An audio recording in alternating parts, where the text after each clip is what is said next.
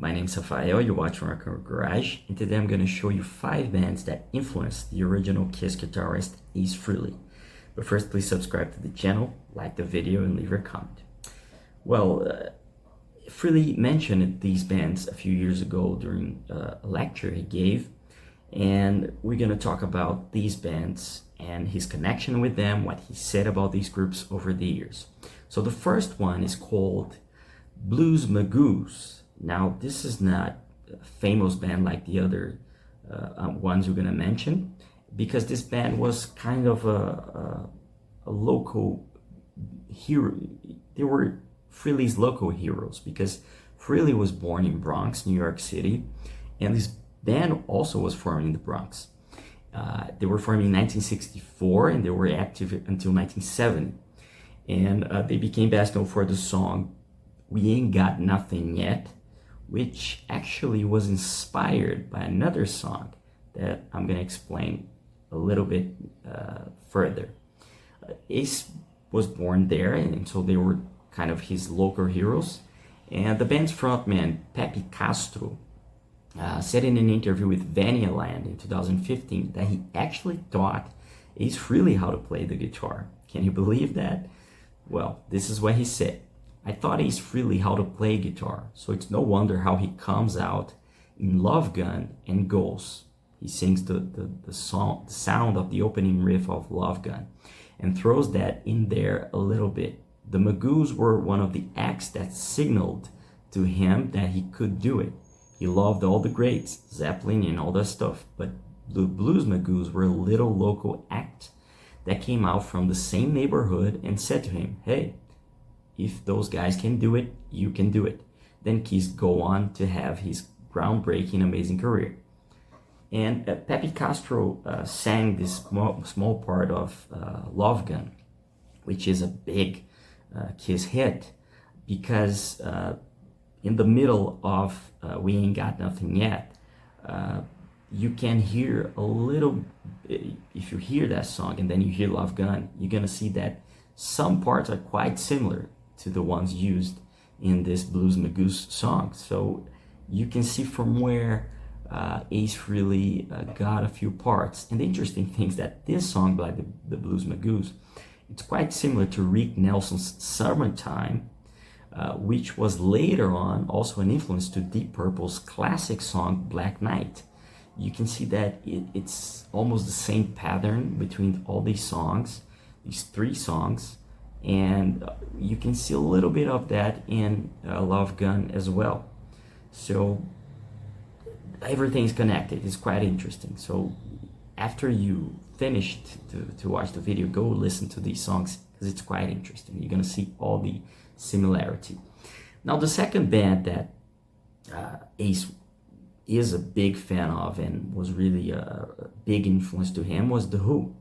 The band, the British band formed by Roger Daltrey, Pete Townshend, John Entwistle, and Keith Moon, the original lineup, the classic lineup. And he had the chance to see them playing in New York City when he was a young kid, and that was a big influence to him. It was an incredible moment. And in an interview with Guitar World in 2024, he recalled that he learned a lot from Pete Townshend's guitar playing.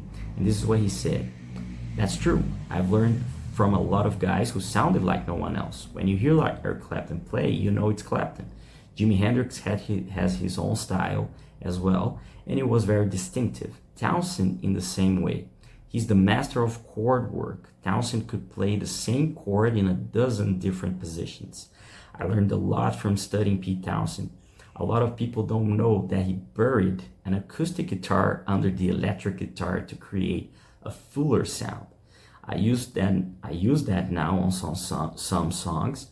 You don't really hear it that much, but if you pull it out, you miss it, because it helps support the song.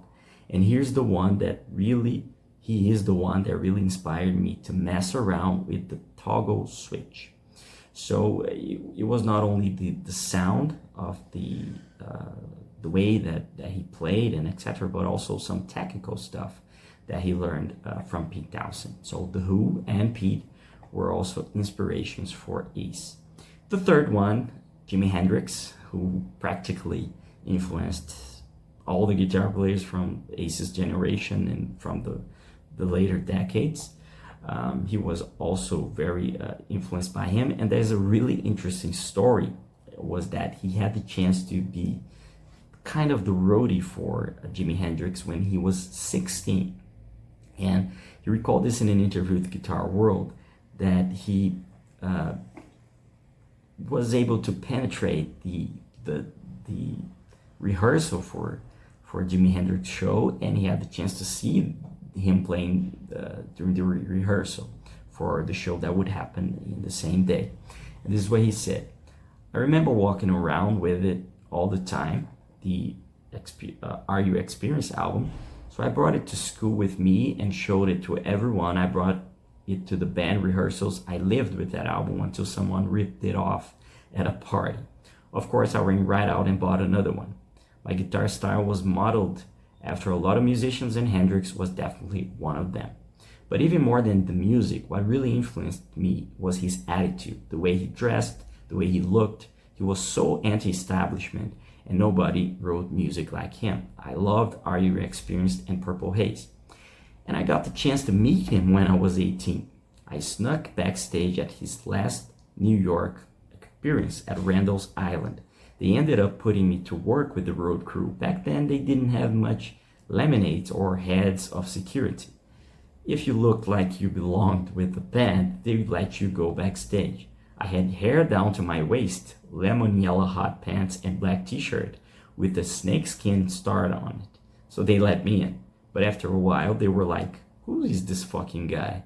But before they kicked me out, they said, can you do anything? And they put me to work setting up Meet Mitchell's drums and working on stage when Jimmy was playing. It was bizarre. I said Ace was 16. He was actually 18 when this happened, as you just heard from his statement. And he had the chance to pay tribute to Jimi Hendrix on his covers albums.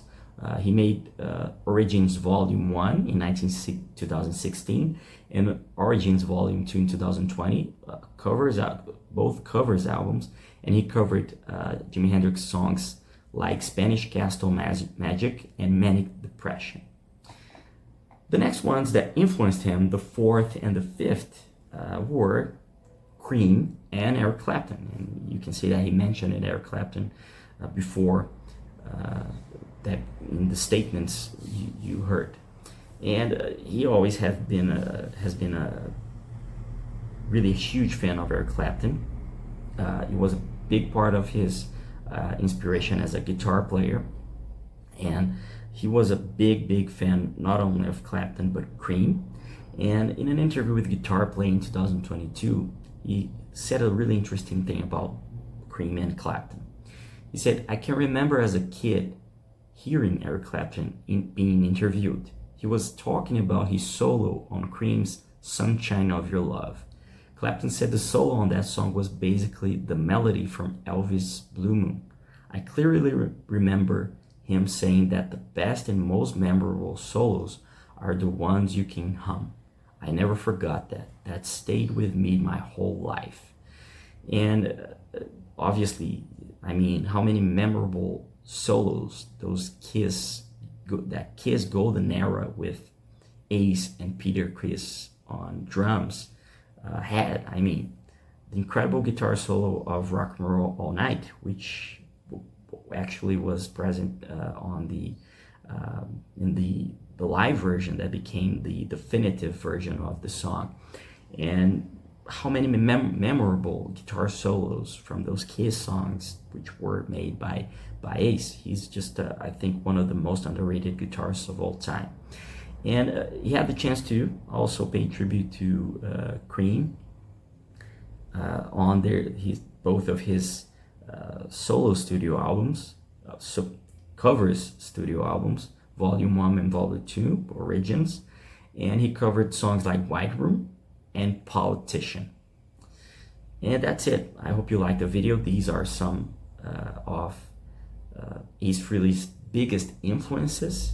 And if you want to read more, you can go to the description, visit the article I wrote about it, read all these complete interviews, find the links to the original interviews from our article.